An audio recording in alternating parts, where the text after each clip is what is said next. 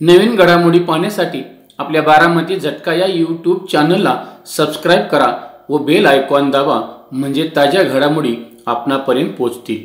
माळशिरस तालुक्यातील दहिगाव येथील शिवप्रसाद उद्योग समूहाचे सर्वेसर्वा उद्योजक शरद बापू मोरे व सोलापूर जिल्हा परिषदेच्या माजी सदस्या व राष्ट्रवादी काँग्रेसच्या माळशिरस तालुका अध्यक्षा सौ ऋतुजाताई मोरे यांच्या परिवाराने माढा लोकसभा निवडणुकीतील महायुतीचे घटक पक्षातील नेते व कार्यकर्त्यांचा स्नेहभोजनाचा कार्यक्रम आयोजित केला होता।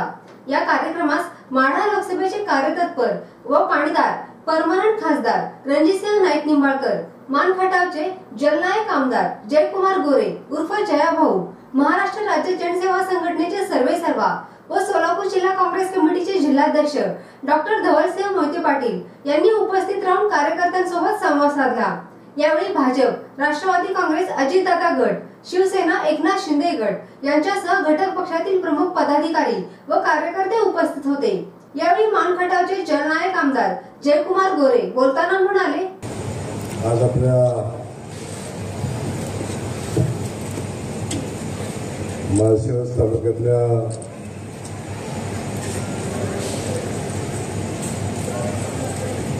प्रमुख कार्यकर्त्यांचा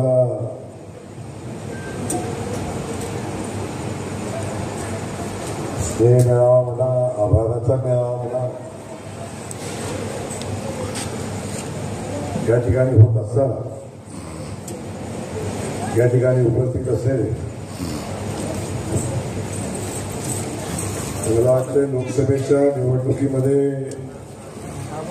महाराष्ट्रामध्ये सगळ्यात जास्त ज्यांची चर्चा झाली, ज्या लोकसभा मतदारसंघाची चर्चा झाली ते माढा लोकसभेचे खासदार सन्माननीय रणजितदादा, त्यांनी आत्ताच आपल्या भावना व्यक्त केल्या। तालुक्याच्या पाण्याच्या संदर्भात, विकासाच्या संदर्भात आमच्याकडूनही काय अपेक्षा व्यक्त केल्या, भारतीय जनता पक्षाकडून आदरणीय फडणवीस साहेबांच्याकडून अपेक्षा व्यक्त केल्या। ते या तालुक्याचे नेते सन्माननीय धवलसिंह मोहिते पाटील, या ठिकाणी उपस्थित असलेले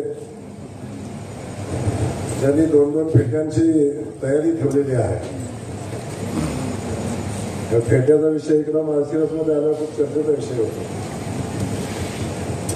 त्या दोन्ही फेट्याच्या निमित्तानं आणि या निवडणुकीच्या कालखंडामध्ये खंबीरपणे ताकदीनं शक्तीनं भारतीय जनता पक्षाच्या उमेदवाराच्या विजयासाठी प्रयत्न केले। ते सन्माननीय अप्पासाहेब देशमुख या ठिकाणी ज्यांनी मगाशी आपल्या भावना व्यक्त केल्या, या तालुक्याच्या विकासासंदर्भात भारतीय जनता पक्षाने केलेलं काम आपल्या सगळ्यांच्या समोर सांगत असताना त्यांनी सांगितलं की आमच्या मोरे बापूंनी धाडस केले, निवडणुकीच्या निकालाच्या अगोदरच मेळावा घेतलाय आणि तो कॉन्फिडन्स मोरे बापूंना आहे अशा पद्धतीचा भावना त्यांनी व्यक्त केल्या। पण केकेदादा निवडणूक तर होत राहील आणि निवडणुकीचा जय पराजय हा पुढचा विषय आहे। पराजयाचा आपला काय फार संबंध सहजासहजी नसतो, तेव्हा त्यांनी फार चिंता करायचं काही कारण नाही। परंतु ज्या लोकांनी प्रतिकूल परिस्थितीमध्ये आपल्या सगळ्यांच्या सोबत या निवडणुकीमध्ये भारतीय जनता पक्ष जिंकला पाहिजे, आदरणीय रणजितदादांना पुन्हा एकदा खासदार म्हणून निवडून गेलं पाहिजे, म्हणून त्यांनी मनापासून प्रतिकूल परिस्थितीमध्ये प्रयत्न केले।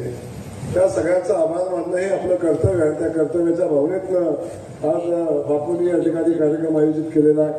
बापूंचा मला फोन आला आणि बापूंनी मला सांगितलं की भाऊ एक छोटासा कार्यक्रम घेतोय आणि ज्या ज्या लोकांनी निवडणुकीत मदत केलेली आपल्याला त्या लोकांचे आभार मानतोय, आभार मानावे, त्यांच्यासोबत एक स्नेहभोजन करावं अशा पद्धतीची अपेक्षा आहे।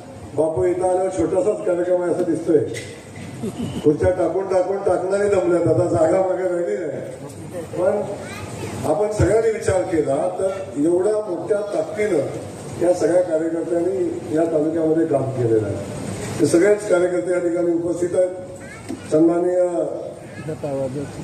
दादासाहेब कराडे, सचिन वावरे, नगराध्यक्ष आहेत आपले किशोरजी सूळ आहेत, बाजीराव काटकर आहेत, सोपान काका नारनवर आहेत, जयकुमारजी शिंदे आहेत, राजकुमार हिवरकर आहेत, बाळासाहेब सरगर आहेत, आमच्या मोरेताई आहेत, शेळके साहेब आहेत, वसंतराव गायकवाड आहेत, शिवराज फुकळे आहेत, अतुल जाधव माझे सहकारी, आमच्या दहिवडीचे मान तालुक्याचे माजी सभापती, सध्याचे नगरसेवक आमचे आणि मोरे बापूंचे जवळचे पाहुणे की ज्यांच्यापासून मोरे बापूंचा आमचा स्नेह जमला आणि बापू आज आम्ही हक्कानं तुम्हाला सांगू शकलो की या निवडणुकीमध्ये बापू आपल्याला काम करायला लागते आणि ते पण ताकदीनं करायला लागते. त्याला कारण आहे आमच्या अतुल शेठ. त्यामुळे आपण या स्नेहबंधनात आपण एकमेकाच्या सुखदुःखात आपण सहभागी झालो आणि त्यातून हे प्रेमाचं जीवनाचं नातं निर्माण झालं आणि त्यामध्ये आपण कसलाही विचार न करता, कुठल्याही संकटाचा विचार न करता, व्यवसायामध्ये संकट येईल याचा विचार न करता आपण जी भूमिका घेतलेली आहे त्या भूमिकेचं मी मनापासून कौतुक करतो. बापू एवढं सांगतो, कुठलंही संकट या उद्योग समूहावर येऊन देणार नाही एवढी जबाबदारी मात्र 100% आम्ही इथून घेऊन जातो. आणि एवढंच नाही, इथं बसलेल्या सगळ्यांसाठीच आहे, बापूंच्यासाठी नाही, इथं बसलेल्या सगळ्यांसाठी आहे. तर बाकी सगळ्यांच्या चिंता सोडून द्या, पण या निमित्तानं अनेक लोकांनी धर्मा माने असतील, बाळासाहेब शिंदे असतील, महादेव कांबळे असतील, मुनेश ननवरे असतील, भैयासाहेब चांगण असेल, शशी अमित चांगण असतील, राहुल बंदे असतील, दादासाहेब उदाहरणचं नाव असतील, माझी चूक नाही दादासाहेब बिंगाचे, म्हणजे तुम्ही पुन्हा नाराज व्हाल झटक्याला. तेव्हा ते छोटी यादी लिहून दिलेली त्यांचा विषय आहे. तेव्हा या यादीच्या बाहेर अनेक नेते आहेत, अनेक कार्यकर्ते आहेत, त्यांचं नाव घेतलं पाहिजे. मागं पाठीमागं बसलेले आहेत, इथं काय उपस्थित आहे, इथं काय उपस्थित नाही. खास करून इथं जोड बसली आमची, अकलूजची जोड आहे आमची. आणि अकलूजमध्ये काय केलंय त्यांनी हे तुम्हाला निकालाचं 4 तारखेला अकलूजचा निकाल कळाला ना, म्हणजे आमच्या शहरात सरकार फार अनेकांना चिंता होती. तेव्हा अनेक गोष्टी आपण केलेल्या आहेत. खास करून धवलदादा आजच्या स्टेजवर आपण सगळेजण बघताय. दादांना मी मनापासून दादा धन्यवाद देतो. आपण एवढ्या प्रतिकूल परिस्थितीत आमच्यासोबत राहण्याचा निर्णय घेतला, आम्ही केलेल्या विनंतीला आपण मान दिला आणि आपण ठामपणे भूमिका घेतली आणि आमचं बरंचसं काम तुमच्यामुळे सोपं झालं. तेव्हा आपल्याला धवलदादांसाठी एकदा जोरदार टाळ्या आपण सगळ्यांनी वाजवा. शेवटी ही परीक्षेची घडी होती आणि या परीक्षेच्या घडीमध्ये संकटकाळी जो आपल्या उपयोगाला येतो तो खरा आपला सहकारी असतो. चांगलं माझं सगळं चांगलं आहे, दादाचंही चांगलं होतं, दादा काढता होते, दादा अनेक सहकारी आपल्यासोबत होते आणि अगदी प्रचंड विश्वास असताना सुद्धा काही कधी सोडून गेले आपल्याला. दादाला शेवटपर्यंत कळालं हे केलाच कसा. आता दादा फोटो चेक करत होते, म्हणून ते खरं सांगा की फोटो दाखवा, फोटो दादाने आता दाखवला. तर अनेक लोक ही परीक्षेचा कालखंड असतो. तर मी स्टेजवर बसलेल्या चुकून कुणाचं नाव राहिलं असेल तर किशोरजी बसले, चुकून जरी कुणाचं नाव राहिलं तर सगळ्यांची क्षमा मागेल. कारण शेवटी माझा तुमचा संबंध खूप कमी आला. आपण सगळ्यांनी सोबत काम केलं. माझ्या टोपीवाल्याकडे बघायचं मला नाही, जिल्हा परिषद सदस्य ताप देते, ताप द्यायचा विषय सोडून द्या, पण इथल्या एकाही कार्यकर्त्याकडे वाकड्या नजरेनं बघायची हिंमत कुणाची होणार नाही. चिंता करू नका तुम्ही, तो विषय सोडून द्या. की कोण काय म्हणेल, हे काय म्हणला, तो काय म्हणला, ह्या विषय सोडून द्या. जेव्हा आम्ही ताकदीनं विश्वासानं आपण सगळेजण सोबत आलोय आणि ज्या प्रतिकूल परिस्थितीमध्ये आपण तुम्ही सगळ्यांनी आमच्या सगळ्यांच्या सोबत राहून काम केलंय, त्या काम करत असताना आमच्या सगळ्यांची जबाबदारी आहे की आपल्या सोबत आलेल्या माणसाचं रक्षण करणं, संरक्षण करणं, त्याच्यासोबत राहणं आणि ज्या अपेक्षेनं त्यानं काम केलंय, ज्या गावाच्या विकासाची, तालुक्याच्या विकासाची भूमिका घेऊन त्यांनी आपल्यासोबत येण्याचा निर्णय घेतलाय, त्या सगळ्या लोकांच्या पाठीशी ठामपणे उभं राहणं हे आपल्या सगळ्यांचं आम्हा सगळ्यांचं कर्तव्य आहे. आणि आम्ही दोघंच नाही, दादांनी इथं आलो, धवलदादा आपण आहे, बाकी सगळे सहकारी आहे, पण आमच्यासोबत दिल्लीपासून मुंबईपासून सगळे लोक सोबत आहेत. तुम्ही अजिबात चिंता करू नका.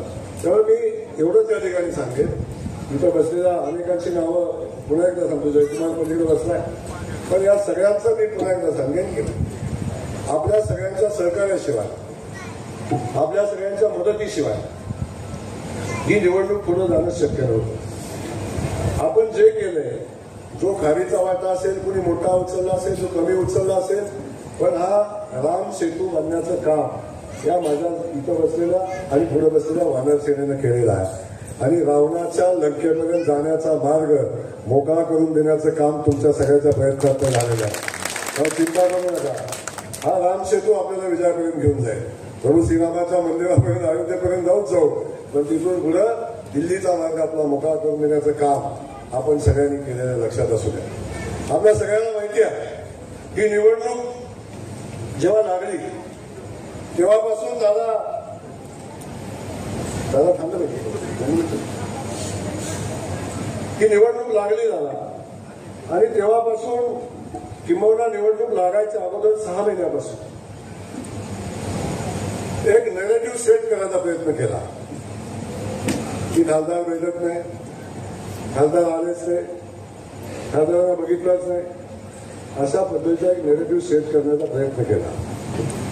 आणि हा प्रयत्न जाणीवपूर्वक होत होता की निवडणूक लढत असताना अशा पद्धतीचं वातावरण तयार करायचं आणि वातावरण तयार करून आपल्याला तिकीट बदलता येते का, आपल्याला तिकीट बदलता येते का, किंवा अशा पद्धतीचा माहोल करून आपण या माझा लोकसभेचं तिकीट बदलूया अशा पद्धतीची परिस्थिती निर्माण करण्याचा प्रयत्न केला.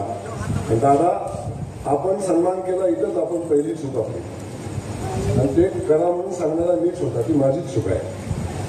मी शेवटपर्यंत म्हणत होतो की ठीक आहे ते बोलतात जाऊ द्या, ठीक आहे हा विषय घेताय, ठीक आहे आपण त्याला लगेच उत्तर द्यायला नको. कारण नेत्यांचंही म्हणणं होतं की आपण लगेच उत्तर देऊ नका, आपल्या सोबत येतील, थांबतील, करतील. परंतु तुम्हाला सगळ्या माहितीसाठी सांगतो या मोहिते पाटलांच्या बाबतीत माझं मत होतं की ती स्वतःच्या विचारांनी चालतात, स्वतःच्या मनाने चालतात हा माझा समज होता. समज होता दादा, तुम्हाला माहिती आहे माझ्याविषयी तुम्हाला माहिती आहे. पण माझं मत होतं की हे स्वतःच्या मनानं चालतात. पण ह्याला चालवणारी चावी फलटणमध्ये बसली होती आणि फलटणची चावी जशी फिरल तशी मोहिते फिरत होती. जशी फलटणची चावी जेवढ्या चाव्या टाईट ठेवल्या तेवढी फिरत होती. आणि त्यांना असं सांगत होतं फलटणचा कधी असा सांगत होता तुम्ही बिलकुल चिंता करू नका, फलटण मधनं किमान 50,000 मताचं मी लीड तुम्हाला देतो हे सांगत होता. आणि त्या भरोश्यावर त्या शिवरत्न बंगल्यानं निवडणूक लढवली. अजून एक गडी होतं त्याच्या पुढे येतो मी तुमच्याकडे. पण त्या 50,000च्या फुगेवर निवडणूक लढवली. आज या स्टेजवर सांगतोय हा फुगा तर 50,000चा फुटलायच, पण शिवरत्नला लीड 50,000 याचा विषय सोडून द्या. पण हेच फलटण शिवरत्नवर 50,000 मताचं लीड देणार आहे आणि हे मी जबाबदारीने सांगतो. त्या उमेदवार उभं राहत असताना स्वतःच्या विचारानं डोक्यानं उभं राहावा हे माझं मत असतं. एक दुसरा गडी भेटला 6 महिन्यापासून चर्चा करत होता असं माझं म्हणणं होतं. तो म्हणला बिलकुल चिंता करू नका, मागच्या वेळी आपण दोघं एकत्र होतो तेव्हा 1 लाख इकडचं 14 इकडचं 6 1,16,000चं लीड आहे. आणि जेव्हा आपण दोघं आता सोबत आहे तेव्हा आता अडचणच नाही. आमच्यासोबत बसला तरी सांगत 2.25 लाखाचं लीड. रणजित दादाला 5-10 हजार मतं मिळाली लय झालं, त्याच्यापेक्षा पुढे जाणार. आता या गाड्याचा म्हणजे मला नाही वाटत की त्या गाड्यावर घरातला बायकोचा सुद्धा विश्वास आहे, मला नाही वाटत. ती सुद्धा चिंतेत पडली असेल तर जया भाऊला रणजित दादाला फसवतो मलाही फसवलं. मोठे मला होता त्याला की मी फडणवीस साहेबांना कसं फसवतो म्हणजे मला प्रायव्हेट विमान पाहिजे. विमान दादा सांगून मला येतोय पण याचं काय खरं नाही, खाजगी विमान पाहिजे म्हणजे मला. ठीक आहे म्हणजे एकदा बघू हा आणि लाला तर म्हणलं चला झाड पुरवू तिचं काय अडचण नाही. पण आम्ही जाताना आम्ही मी तेवढं तयारी होतो. तुम्हाला एवढं सोपं वाटतं काही, एवढं सोपं वाटतं का? आम्हाला आधी पुरेपूर कल्पना होती की हा गडी काय करणार आहे. बरी पण शेवटचा प्रयत्न होता तो मला फडणवीस साहेबांना भेटायचा. पण जाताना मला प्रायव्हेट विमान पाहिजे म्हणलं ठीक आहे बाबा प्रायव्हेट विमान देऊ. प्रायव्हेट विमान घेतलं आम्ही. विमानतळावर पोहोचल्यावर स्वतःच मीडिया घेऊन आमच्या सोबत. मी बसल्या दादाला सांगून दादा ही मीडिया वित्त कुठं आली. ह्यो बार्गेनिंग पॉवर वाढवायचा कार्यक्रम आहे. कशाचा? बार्गेनिंग पॉवर वाढवायसाठी कार्यक्रम होता. मी तिथं गेलो, तिथं चर्चा झाली, माझं झालं, मी सगळं चर्चा आमच्या समोरच हे सगळे चालू होते. त्या विषयावर मी बोलणार नाही, सोडून त्या विषय तुझे आमचा मित्रच झाला. तेव्हा हे दोन गोष्टी, या दोन गोष्टीच्या भविष्यावर शिवरत्न उमेदवारी केली. बरोबर आहे ना? पहिला फलटणचा विषय मी तुम्हाला सांगितला. आता माळशिरसचा विषय, माझा विषय तुम्हाला चांगला माहिती आहे. माझा माळशिरसशी काही संबंध नसता आणि माळशिरस तालुक्यात माझं येणं किंवा मी ज्या पद्धतीने या निवडणुकीच्या ह्याच्यामध्ये आलो, आपल्या सगळ्यांशी बोललो, आपल्या सगळ्यांशी चर्चा केली आणि मला आपल्या सगळ्यांना मनापासून धन्यवाद द्यायचा आहे. या माळशिरसच्या जनतेचा आणि खास करून स्वाभिमानी जनतेला मला मनापासून धन्यवाद द्यायचा आहे. स्टेजवरच्या सगळ्या कार्यकर्त्यांना मला मनापासून धन्यवाद द्यायचा आहे. आपण सगळी जी लढाई लढलाय ना, आणि त्या जी लढाई आपण लढला, ज्या ताकदीनं आपण केलं, काम केलं, ते उपकार कायम रणजित दादांच्यावर राहतील. ते कायम उपकार भारतीय जनता पार्टीवर राहतील, आमच्या सगळ्यांच्यावर राहतील, जयकुमार गोरेवर पण राहतील. आपल्या सगळ्यांना मी मनापासून नम्रतेने नमस्कार करतो आणि एवढंच सांगतो, आपण ज्या ताकदीनं, आपण ज्या विश्वासानं आमच्या सोबत राहून काम करायचा प्रयत्न केला, आपण काम केलं, त्या विश्वासाला तडा कधीही जाणार नाही.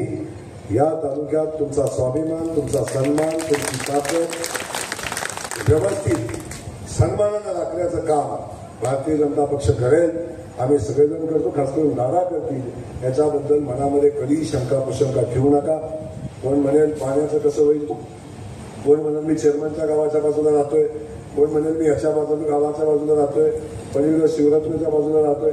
बिलकुल चिंता करू नका, सगळ्याची घरं मातीची असतात. बरोबर ना? त्यामुळं जे जास्त गरजतं ना ते पडतच नाही. जेवढा ढग जास्त गरजतो ना तेवढा पाऊस पडत नाही, लक्षात ठेवा. तर जे कोण गरजते ना त्यांच्या बाबतीत तुम्ही बिनधास्त राहा. आज मी बोलणार नाही, 4 तारखेला झाला बोलणार आहे. मला बोलायचं तर खूप आहे. 4 तारखेला बोलेल सगळ्या गोष्टी. पण आज बापू तुम्हाला एवढंच सांगेल, बापू आपण आज या ठिकाणी कार्यक्रम घेतला आणि या कार्यक्रमाच्या निमित्तानं बापू तुम्हाला मी मनापासून धन्यवाद की आपण प्रतिकूल परिस्थितीमध्ये साथ दिली. चांगलं असल्यावर सगळेच साथ दिली. बाळासाहेब आपणही साथ दिलेली आहे, आपणही ताकदीनं काम केले. थोडासा विषय असा होता की इथं कुणाची किती क्षमता आहे, कोण किती काम करू शकतो, किंवा कुणाचं काय आहे, हे सगळं बाळासाहेब तुमच्याकडून माझ्याकडे येण्याची अपेक्षा होती आणि ती अपेक्षा मी मनापासून व्यक्तही केली होती, बोलूनही दाखवली होती आपल्याला. की कधीतरी मला सांगा की नेमकं कसं पुढे जायचं, आपण कसं करायचं. शेवटी या सगळ्या गोष्टी पुढे नेत असताना जेव्हा आपण पुढे चालतो तेव्हा चुका तर होत असतात, चुका तर होत असतात. मी सगळ्याच कार्यकर्त्यांना सांगितलं, बसल्याच सगळ्यांना सांगितलं, अनेकांची ताकद कदाचित खूप मोठी असेल, कदाचित ते जाणून घ्यायला, ते समजून घ्यायला 4 दिवसात मी काय ब्रह्मदेव नव्हतो नक्कीच. त्यामुळे जेवढा सन्मान करता येईल, जेवढा सगळ्यांना सोबत घेऊन जाता येईल, सगळ्यांना सोबत घेऊन जात कशा पद्धतीने निवडणूक पुढे घेऊन जाता येईल याचा प्रयत्न मी मनापासूनचा केला. आणि हे करत असताना आपल्या सगळ्यांना माझं एवढंच सांगणं आहे, आता माझा फायदा झाला, नुकसान झालं, बाळासाहेब हा वेगळा विषय आहे, त्या विषयावर मी आज बोलणार.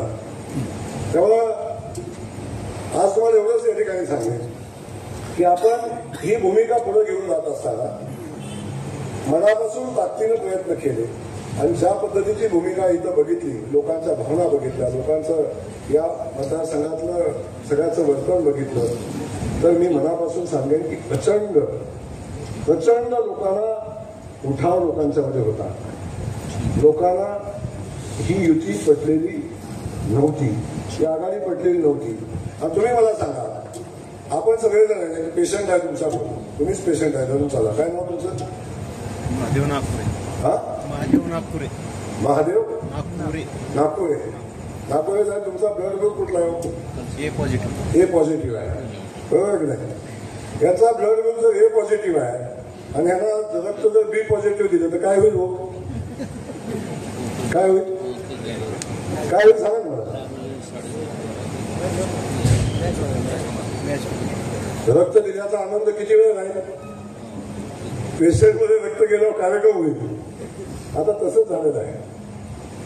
2 वेगवेगळ्या ब्लड ग्रुपची ही युती आहे. तेव्हा आता ब्लड घातलेला आहे. 4 तारखेला त्यांचा कार्यक्रम ठरणार आहे. 2 वेगवेगळ्या ब्लड ग्रुपची माणसं जेव्हा एकत्र येतात आणि तेव्हा ज्याला रक्त दिलं जातं तेव्हा त्यांचा कार्यक्रम ठरणार आहे. तेव्हा बाकी सगळ्या गोष्टी सोडून द्या. कोण माझ्या आलं, कोणतं मला म्हणलं, वरतीने मला येऊन फार चॅलेंज केलं, माझ्या मित्रानेच केलं. मित्र मला म्हणला की वर आल्या आता ह्याला किती दिवस आमदार करणार आहे, ह्याला पाडताय का नाही, मी 4 दिवस मुक्काम, काय 4 महिने मी मुक्कामच करणार आहे, मलाच तिकीट द्या. काय बऱ्याच गोष्टी झाल्या. कधी तर अजित पवार बोलला, कधी तर कुणा बोलले, माहिती नाही. पण दादा मला असं होतं कधी वाटतं की एवढं डोक्यावर परिणाम झालेला आहे. मला नव्हतं वाटलं. म्हणजे मला वाटतं काहीतरी असं नाही, पण एवढं असेल असं मला वाटलं नव्हतं. म्हणजे असं थोडं पण नव्हतं, पण एवढं असं वाटलं नव्हतं. एवढा बॅलन्स गेला कधी बघितलंच नव्हतं. म्हणजे मी कसं काय असं म्हटलं मला समजलं नाही. पण सगळ्या समाज बांधवांना मला त्यांना सांगायचंय बाबा, बाकी सोडून द्यावं. निवडणूक होत राहील, निवडणूक राहील, बाकी सगळं जाईल. अरे पण ज्या समाजाच्या भावना तुझ्यासोबत होत्या त्या समाजाच्या भावना पण समजून घ्यायच्या, कार्यकर्त्याच्या भावना समजून घ्यायच्या. कार्यकर्ते बाजूला, तू बाजूला, कशी परिस्थिती झाली आणि का परिस्थिती निर्माण झाली, या सगळ्याचा कधीतरी विचार केला पाहिजे. तर या सगळ्या गोष्टी बोलण्यासाठी पुन्हा आपण बोलू. तुम्ही एवढंच या निमित्तानं सांगेल आपल्याला, आपण जे प्रयत्न केलेले आहेत, आपण ज्या ताकदीनं शक्तीनं सोबत राहिला ते आमच्यासाठी खूप महत्त्वाचं आहे. आणि आपण आपल्या सगळ्यांचं मी या ठिकाणी मनापासून धन्यवाद व्यक्त करेन. मला आनंद झाला दादा कालच्या मोर्चाचा, माझ्या एक मोर्चाने झाला. म्हणजे बघा काय परिस्थिती आहे. रणजित सिंह नाईक निंबाळकरांची एवढी मोठी ताकद आहे की शिवरत्न बंगल्याला मोर्चा करायला लागला.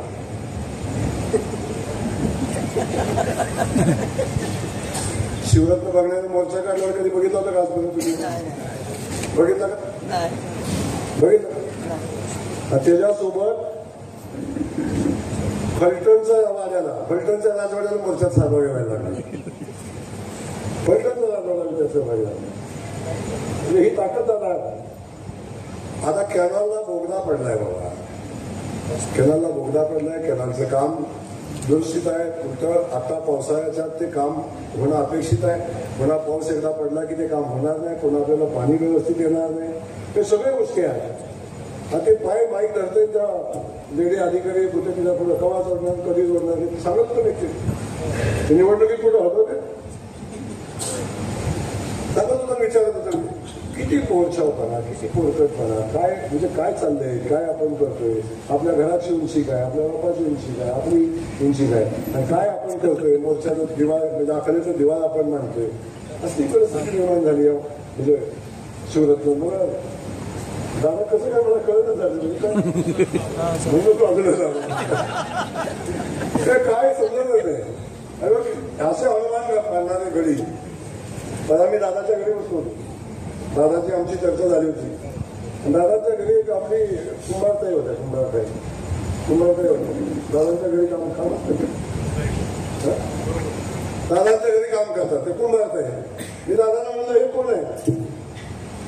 तर दादाने मला सांगितलं ह्या कुंभारताई माझ्या घरात काम करतात. ह्या कुंभारताईनं बाळदादांचा पोरगा अकलूजच्या ग्रामपंचायतीत पाडलाय.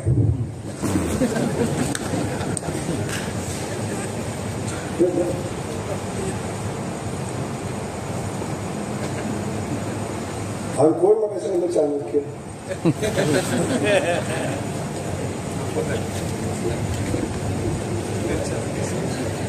असं मला सांगा, या चाणक्याला स्वतःचा पोरगा ग्रामपंचायतीला निवडून आणता येणार. ग्रामपंचायत किती मदत पडली? 300 मतांना तो ग्रामपंचायतीला पडलेला म्हणून. आणि इकडची सीट पाडणार, तिकडची सीट पाडणार, इकडची सीट पाडणार, तिकडची सीट पाडणार, असं आज ते सगळे झालेली जत्रा एकत्र आले. मला त्या विषयावर म्हणायचं नाही, पण हे सगळं केलं ना चाणक्य, हे सगळं तेव्हा जनतेनं अंधारा विश्वास तुमच्यावर ठेवला होता. जनता तुमच्या पाठीशी होती. जनतेनं तुमच्या पाठीशी उभं राहायची भूमिका घेतली होती. आता ही जनता जागी झालेली आहे. गावठी चाणक्य म्हणतात, गावठी चाणक्य. चाणक्य खूप उंचीचा माणूस होता. काय सगळं तुलना करता त्यांच्यासोबत. तेव्हा माझं म्हणणं आहे की या सगळ्या परिस्थितीमध्ये आपण बघितलं असेल की या सगळ्याचा आपण विचार केला तर या निवडणुकीतल्या सगळ्या घडामोडी आपल्या याचं विश्लेषण किंवा घडून आलेल्या घटनाचं विश्लेषण हे नंतर होईल. आमचा मित्र पुढे बसलाय रेडे गावात मला बोलवून घेतलं. बाळासाहेब तिथं होते. त्यांनी सांगितलं भाऊ दादा आता दादा म्हणजे मी गावात गेलो. त्यांनी सांगितलं की भाऊ आमच्याकडे निरा देवगडचं पाणी येते पण आम्हाला मान तालुक्यातलं पाणी पाहिजे म्हणजे. दादा मला कानात मगाशी म्हणला की तुम्ही तिथं जाऊन शब्दीला पाणी देतो म्हणून बादलीभर पाणी कोणाला देत नाही तालुक्यातलं. इकडे द्यायचं कसं केलं पण मी शब्द दिला का 1.5 वर्षात निरा देवगडचं पाणी जर आलं नाही तर माझा शब्द आहे तुम्हाला जयकुमार गोरे मान तालुक्यातनं तुमच्या गावाला पाणी देणार. आज तागायत जयकुमार गोरेनं दिलेला शब्द कधीही माघारी घेतला नाही. जो शब्द दिलाय त्या शब्दाची पूर्ती करतो. पूर्ती करण्यासाठी आमचे नेते पक्ष माझ्यासोबत असतो पण परमेश्वर माझ्यासोबत असतो. त्यामुळं 1.5 वर्षाच्या तुमचं पाणीच तुम्हाला येणार आहे. मला द्यायची गरज लागणार नाही हे मी पक्क या निमित्तानं सांगतो. तर बाकी सगळ्या गोष्टी चर्चा होत राहील. मी आपल्याला पुन्हा एकदा मनापासून धन्यवाद देतो. आपल्या सगळ्या सहकार्याने या ठिकाणी मी मनापासून धन्यवाद देत असताना 4 तारखेच्या निकालाची सगळ्यांना उत्सुकता आहे. त्या संदर्भात आपण एवढ्या परकटपणे बोलणं योग्य नाही किंवा आपण अशा गोष्टीशी बोलणं योग्य नाही. पण मी तुम्हाला एवढं सांगतो जी गणितं मांडलेली आहे जे करमाळ्यात काय होते माड्यात काय होते कधी म्हणतात मानगटामध्ये काय होते कधी तर एवढे हे चाणक्य खतरनाक आहे ते म्हणजे मानमधनंच आम्हाला लीड मिळणार आहे असंही काय चाणक्य सांगतात काय होतं कधी कधी असं सगळ्या गोष्टीचं. पण आपल्याला मी मनापासून सांगतो या तालुक्याची परिस्थिती मी जवळून बघितली. मी या तालुक्याचा बारकाईनं अभ्यास केला. बाळासाहेब तुमच्या एवढं नाही पण थोडंसं परमेश्वराने अक्कल मला पण दिलेली आहे आणि त्याचा वापर केला तर मी एवढं सांगतो की माळशिरस तालुक्याचं लीड उतरून विजयासाठी जेवढी लागतील तेवढी मतं मान आणि फलटणच दिली. काळजी करू नका. कोणी गणित कसं मांडायचं तसं मांडू दे कोणी सांगायचं तसं सांगू दे कोणी आकडेवारी सांगू दे. एक फलटणचं घरात बसून काम करतो त्याला शेवटपर्यंत त्याची हिंमत झाली नाही बाहेर यायची. म्हणजे कुठल्या राजाचं रक्त ते सांगा तर मला माहिती नाही. मला वाटतं की राजाच्या घरात जन्माला आलेली माणसं तलवार घेऊन पुढे येतात आणि लढतात पण सैन्याला लढा म्हणून तलवार घेऊन घरात बसणाऱ्या अवलाद ही राजाच्या घरातले असूच शकत नाही. घरात बसून सांगतो तुम्ही लढा कपडे आम्ही सांभाळतो अशा पद्धतीची सगळ्यांचाच विषय आहे. त्याला अजून वाटतं की सरकारमध्ये मी जाईन मग फडणवीस साहेबांच्याकडे बसेन मग मी त्याच्याकडे करेन. दादा आजपर्यंत यांचं चालणं एवढंच होतं की सत्तेची कवचकुंड यांच्या कानात होती. सत्तेची कवचकुंड यांच्यासोबत होती. सत्तेची कवचकुंडनं काढली तर ना शिवरत्न ना फलटणकर सामान्य माणसाशी सुद्धा लढाई करू शकत नाही. सत्तेशिवाय ही जगूच शकत नाहीत माणसं. सत्तेशिवाय ही जगूच शकत नाहीत माणसं.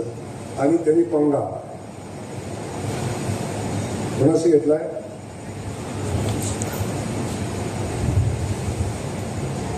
भारतीय जनता पक्षाशी घेतलाय भाजपशी घेतलाय. तुम्हाला मी साक्षीदार आहे. शेवटचा विषय सांगतो मी थांबतो. अनेक इतर लोकांचं किंवा या अकलूज मधल्या लोकांचं म्हणणं असं होतं मला असं मी अख्ख्या निवडणुकीत दादा भाषणच केलं इकडे ताजच केलं त्यांनी आपलं कार्यकर्ता म्हणून काम करत होते. अनेकाचं म्हणणं होतं की यांच्यावर अन्याय झाला आणि अशा पद्धतीचं वातावरण तयार करायचा प्रयत्न केला. जयकुमार गोरे प्रत्येक घटनेचा साक्षीदार आहे. त्यांच्या प्रवेशाचा साक्षीदार आहे. दादा ते बोलत होतं ना ते काय नव्हतं ते काहीतच नव्हतं उमेदवार काय नव्हतं तेच ना ते बोलत होतं माझ्यावर बोलला पण आज माळशिरसमध्ये उभा राहून सांगतोय, जर 2014 साली जयकुमार गोरेनं मोहिते पाटलांना मदत केली नसती ना तर विजयदादा खासदार झाले नसते. लक्षात असते 2014ला जे लीड बसले ते जयकुमार गोरेनं दिलेलं आहे आणि 2च मतदारसंघात लीड बसलं होतं, स्वतःच्या मतदारसंघात आणि दुसरं मान मतदारसंघात स्वतःच्या खिशातले पैसे घालून बूट लावून काम केलं जयकुमार गोरेनं आणि ते माझ्यावर बोलत होतं. दादा दुसरे गमतीचा प्रश्न, त्यानं मला आपलं नुकसानीचं नोटीस पाठवलंय. घरी पडलं होतं, मी बघितलं नव्हतं. काल मला बायकोने आणून दिला, रपोर्ट आणून दिला आणि ॲडव्होकेट फडे म्हणून कोणता ॲडव्होकेट आहे? फडे का कोणतं आहे? अजित फडे का काय त्याचं नाव? अजित फडे. त्याला वकील कोणी केला याची पहिली चौकशी लावली पाहिजे. तर मला नोटीस काढली आणि म्हणे तुम्ही आमच्या असिलाचा अवमान केलाय, अपमान केलाय, त्याच्यावर तुम्ही अश्लील भाषेत टीका केला, असं काय काय म्हणला. मी काय काय बोलल्यानंतर मला नोटीस काढले. म्हणजे तुम्ही इथे गुन्हेगार आहे म्हणून सांगितले आणि आमच्या सज्जन व्यक्तिमत्वावर, आमच्या माणसावर तुम्ही काय म्हणतात ते आरोप केलेले आहेत. त्यामुळे आमच्या उमेदवाराचं चारित्र्याचं हनन झालेलं आहे.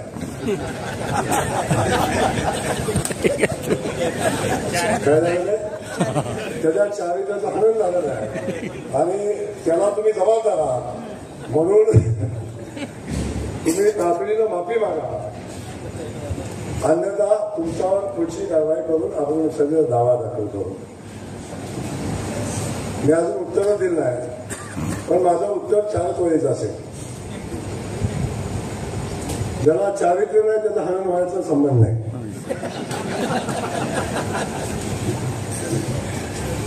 ज्याला चारित्र्यच नाही त्याचा हनन व्हायचा काही संबंधच नाही. त्यामुळं गुन्हेगारी प्रवृत्तीचं सांगितलं, गुन्हेगारी प्रवृत्तीचा विषय नाही. आता याच्यावर एक बी केस झाली नाही असं नाही, मी त्याचं नाव घ्यायचा काही संबंध नाही. पण मला नोटीस काढले, नोटीस चुकीच्या माणसाला काढलं. लिया पंगा तो गलत आदमी से लिया आहे. मला नोटीस काढले. माझं त्याला सांगणं आहे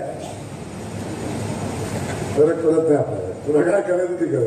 आणि नोटीसला उत्तर माझं क्लिअर आहे की मी बोललो ते योग्य आहे.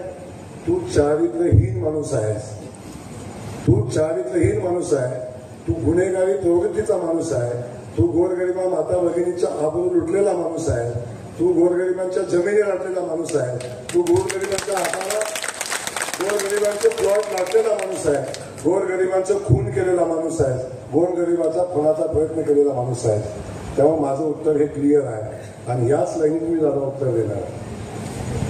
त्याला काय माझ्या आबरूचं नुकसान, म्हणजे आबरू असतील तर नुकसान देईल ना.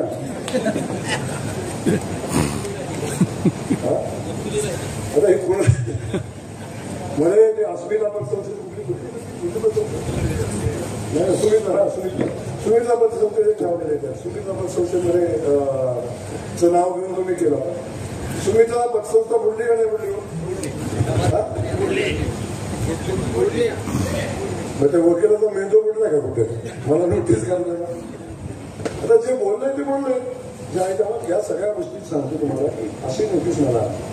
तेव्हा बाकी सगळ्या गोष्टी बाजूलाच सोडा, पण एवढंच सांगेल की त्या फडणवीस साहेबांनी आज दोन्ही कारखाने चालू दिसत आहेत.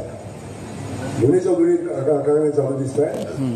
फक्त आणि फक्त फडणवीस साहेबांच्या भारतीय जनता पक्षावर चालू आहे. आणि आता दोन्ही कारखाने बाकीचे 2 कारखाने विकले ना, याला उपकार फक्त आणि फक्त फडणवीस साहेबांचे आणि अमित शहा साहेबांचे उपकार आहे. लक्षात असू द्या. दुसऱ्या कारखान्यात फडणवीस अमित भाईंनी मदत केली. लक्षात ठेवा.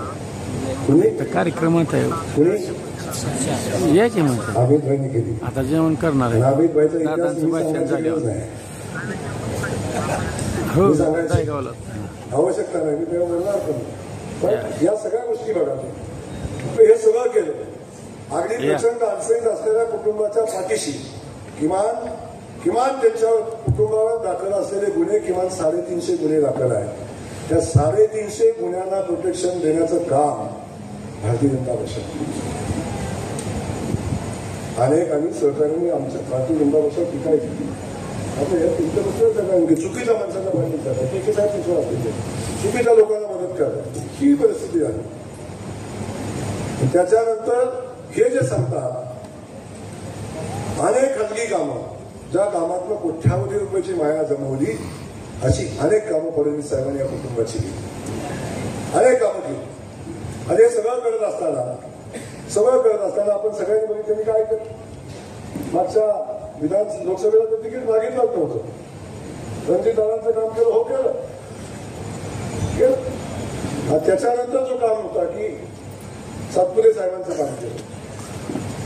सातपुते साहेबांचं काम करत असताना भारतीय जनता पक्षानं मदत केली, म्हणूनच सातपुते निवडून आले. सातपुते इतक्या मोहिते पाटलांच्या जीवावर निवडून आले नव्हते, भारतीय जनता पक्षाच्या मदतीवर निवडून आले. ठीक आहे, आले निवडून, त्यांचं योगदान होतं, आपण नाही कळत नाही. पण हे कळत असताना सातपुतेने त्या 5 वर्षामध्ये केलेलं काम आपण सगळ्यांनी अनुभवलं. या दोघांचं चुकलं दादा, एकच तुमचं, दोघांचं एकच चुकलं. तुम्ही दोघांनी सह्या करून शिवरत्नावर लेटर पॅड द्यायला पाहिजे, तेवढंच चुकलं.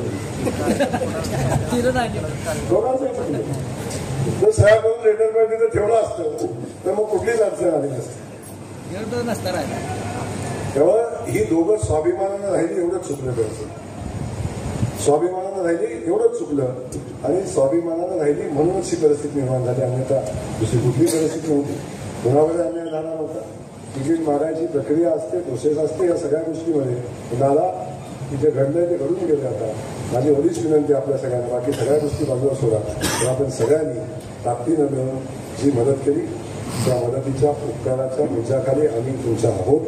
दादाही राहतील आणि सगळेजण आपल्या सगळ्यांना न्याय देण्यासाठी, त्या तालुक्याला न्याय देण्यासाठी आम्ही सगळेजण मनापासून प्रयत्न करू. काल 2 मोके एकत्र आले, काल 2 एकत्र आले,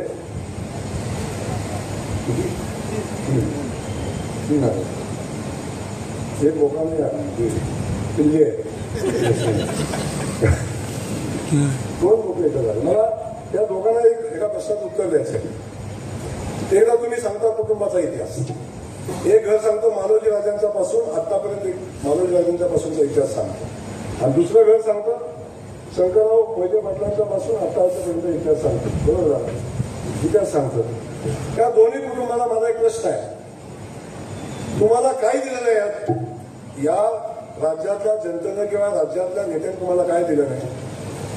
तुमच्या घरामध्ये किमान 30-35 वर्ष मंत्रीपद आहे, या राज्याचं उपमुख्यमंत्रीपद आहे. रामराजे फलटण तालुक्याचे किमान 25 वर्ष मंत्री आहेत. कृष्णा खोऱ्याचेच मंत्री होते, जिथून पाणी दिलं जातं त्या खात्याचे मंत्री होते.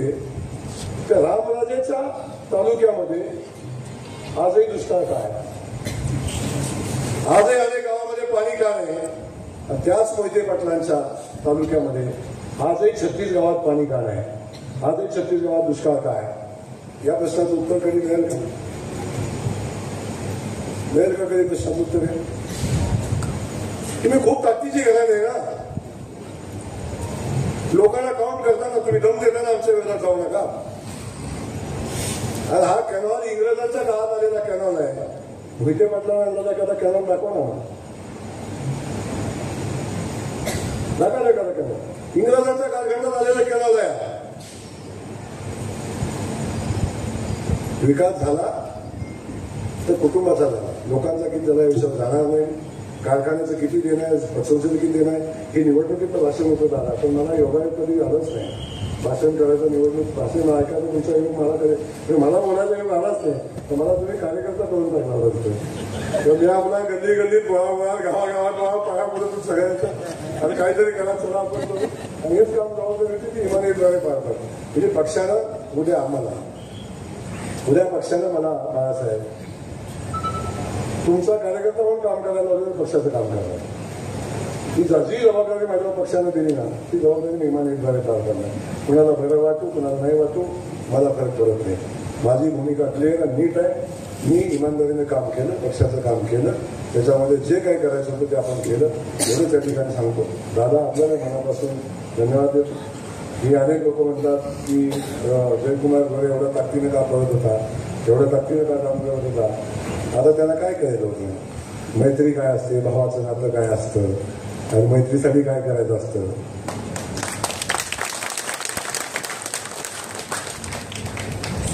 ज्याला मित्र असतात त्याला मैत्रीचं नातं कळतं, जो मित्राचं नातं निभावतो त्याला मैत्री कळते, ज्याला भावाचं नातं निभावता येतं त्याला भावाची किंमत कळते. त्या आमच्या नात्यामध्ये कुठला स्वार्थ मिळतं काही नाही आहे. मी सांगितलं ना, आम्ही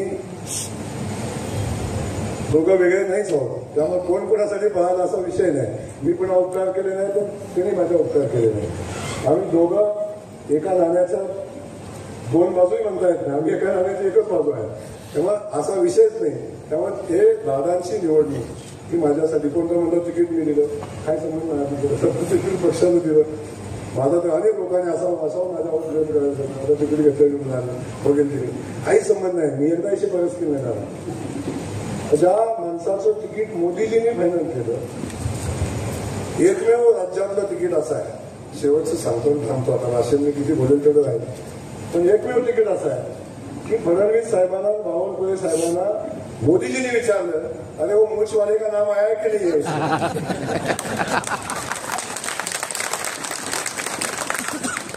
हे मी नाही सांगत, हे बावनकुळे साहेबांना फडणवीस सांगतात, अरे मूछवाले का नाम आहे की नाही लिस्ट में, हे मोदीजींनी विचारलं.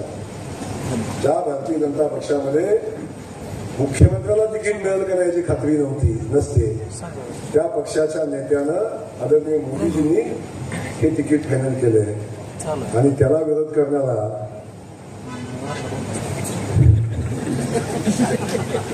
त्याला देव वाचो. धन्यवाद. जय हिंद, जय महाराष्ट्र.